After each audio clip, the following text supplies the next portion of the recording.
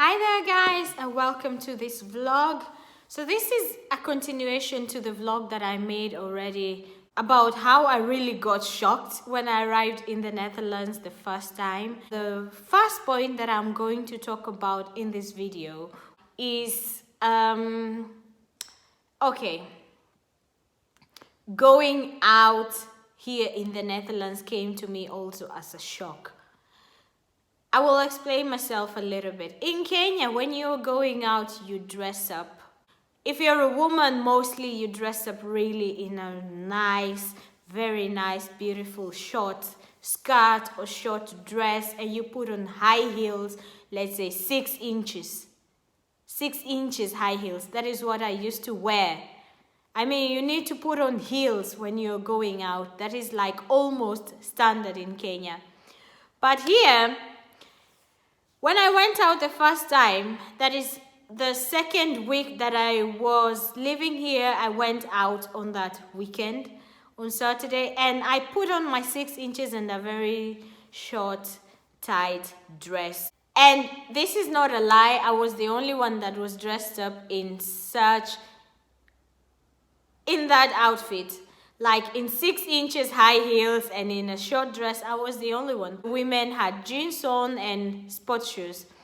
And that to me was really a shock. I was like the odd one out there. I was like, oh my God, but I had a good time, you know. I shaked myself, I danced with my 6 inches because I was already used to it. Now not anymore. After all these years, I don't wear 6 inches anymore. Yeah, I wear heels, but not 6 inches. You know, when you go out in Kenya, you want to shake you twerk, twerk, twerk, twerk, twerk, twerk, twerk.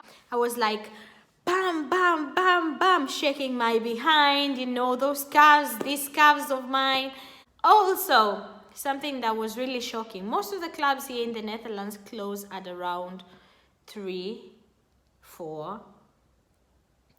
Then lights come out and everybody needs to leave the club because the club is closed. Finished. The party is finished for that evening. And you can try to go find another place. Maybe the other place is going on for like an hour longer, but clubs don't go here as long as in Kenya. I mean, in Kenya, we would go out on Saturday and stay out until the next morning, have breakfast at some restaurant, and then go home and sleep, you know. Oh, that was really a shock. So it was at 3 o'clock and the lights came out and music stopped immediately, and I was like, okay, so what's going on? I thought maybe they want to change DJs, another DJ is coming, but I was told, no, it is now time to go home, party is over. I was like, is there no other place that we could maybe go out? Another club that is open until 6 o'clock or maybe 7 o'clock in the morning? And I was told, no, that doesn't exist here. So that was really a shock. Oh my God, that was not nice. That was not nice, you know. Now, another thing also that really surprised me when I was walking through the streets where I used to live, and also when I was like in the bus, I would see that most of the houses, actually all the houses that I saw, the curtains were wide open. A curtain is wide open. You walk through the street and you look inside and you see people sitting there. They are eating, or maybe they are cooking, or maybe they are reading something. As in, you see, if they're not there, you just see the whole house, how it's arranged, what kind of furniture they have. You don't do that in Kenya. Oh my God. Oh my God. In Kenya, you just don't go around looking into people's houses. Who are you? Are you a thief?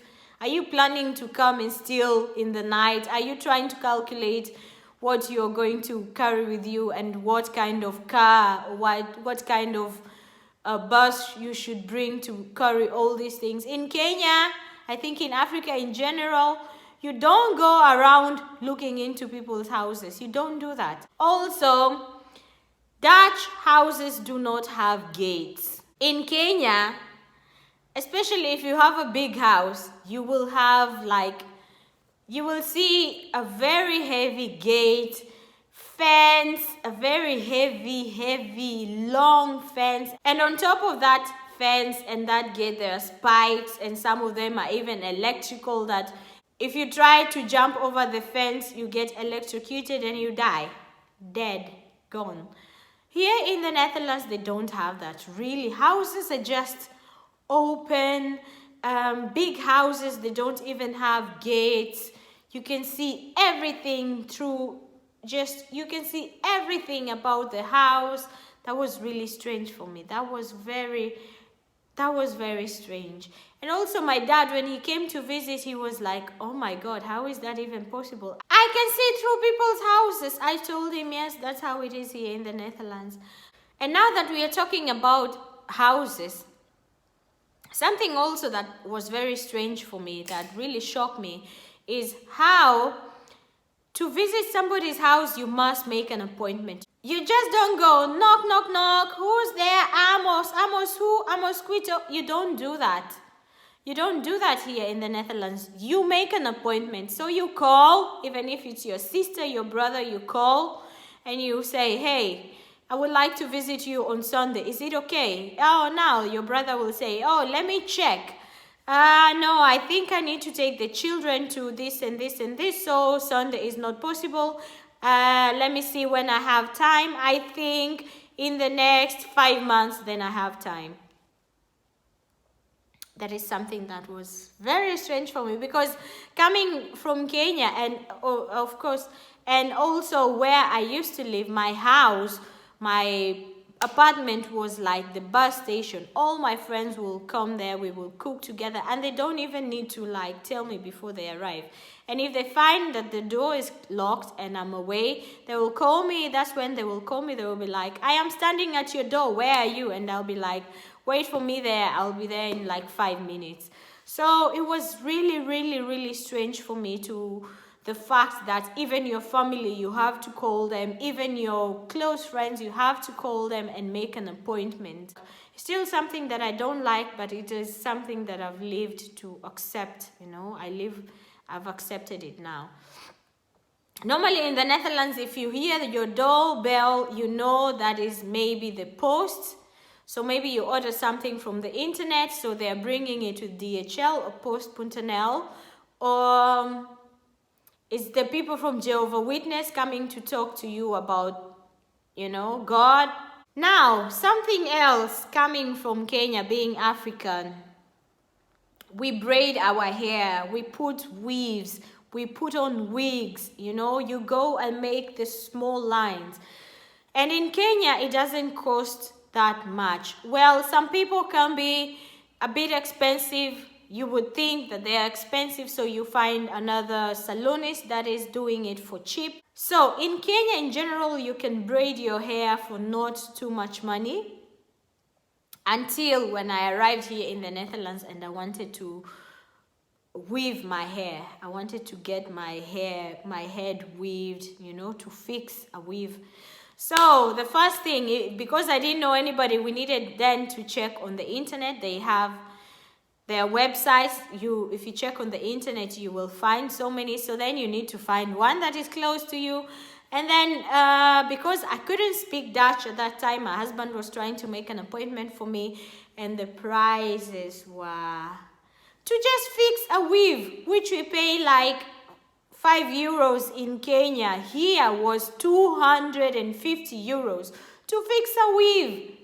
I was like, oh my God, that is not possible. That is 25,000 Kenya shillings. That is somebody's salary for a month.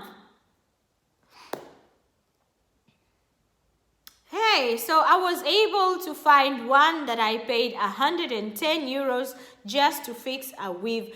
11,000 Kenya shillings. I was like, oh my God. Oh my God. If I was in Kenya, I would have done that for like 700 Kenya shillings. That is 7 euros. I paid 110. So for me, that was also a shock. Don't let me scare you. There are also people from Africa who are living here and they make hair and they charge less, maybe 30 euros. that is about 3,000 Kenya shillings, or maybe even less if it's your friend, or maybe your friend that knows how to make hair can also make your hair. So don't let me scare you. I'm just telling you what happened to me at that time, okay? Something else that was very new for me was that every house has a number, every street has a name, everybody has a post address. When in Kenya, you just say, oh, I live in Mtwapa. Where in Mtwapa? Close to the big school or something. That's how you give directions. But here you give directions by giving your street name, your house number, you know, your postal address. So every area in the Netherlands has a postal address. It has a postal code. That was something that was very, very, very weird. And if you want to go, like if you're inviting somebody, you need just to send them like your address and they will arrive there. They will come with Google Maps. They will arrive there, whether they are biking, whether they are walking, whether they are driving. They just set your address on Google Maps and they will arrive. They will be at your door already. In Kenya, you just, when you want to find a place, or when you want to, you know, give somebody instructions to your house, you just say, yeah, when you reach the supermarket, you go to the left and then just walk a little bit longer. You will see another house that has blue, whatever, that has blue walls. Then don't take that road, take the other road and continue until you see a big tree. When you see that tree, choose the other road. You understand? In Kenya, it's just like giving instructions. Yeah, just giving instructions and somebody will arrive. But here, using Google Maps, I remember the first time I needed to use Google Maps, it was a very big challenge. I needed to go for Dutch class, and then I put the address, and Google Maps told me exactly what I needed to, and Google Maps told me exactly where I needed to walk to. But in my head, because I'm not used to it, I don't know how to use it, I went to the right. So I walked, and then Google Maps was telling me, Kira. So it was telling me I needed to turn around and go to, you know, go left. I was so confused. I called my husband and he was like, send me your location. He needed to come and pick me up to take me to class. That was how bad I was with Google Maps. Now I am okay. Now I know how to work it. But in the beginning, because it's something that we just don't, in general, we don't use Google Maps.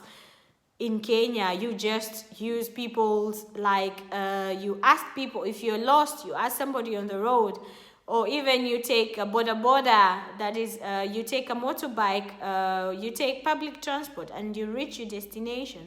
So that was something, that was another shock. So yeah, I'm gonna stop this video here. I don't know if I will make part 3. I don't know, I will see. Or maybe I will make another interesting video with a different topic. At least you guys have an idea what was very different for me and what really shook me. Like, I was shocked after I moved here in the Netherlands.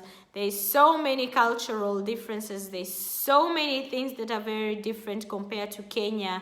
And if you compare between Kenya and the Netherlands, like, so many. But those are just some of them, and I hope that you guys have learned a thing or two. I hope that you have enjoyed the video. Thank you very much for your support.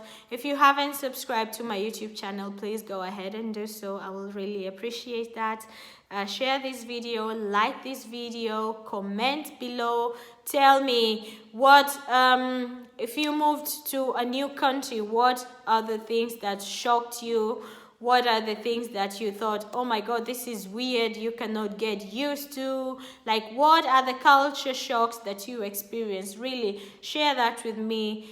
Yeah, I love you guys, but I'm gonna leave you and I will see you in the next video. Peace out. Bye-bye.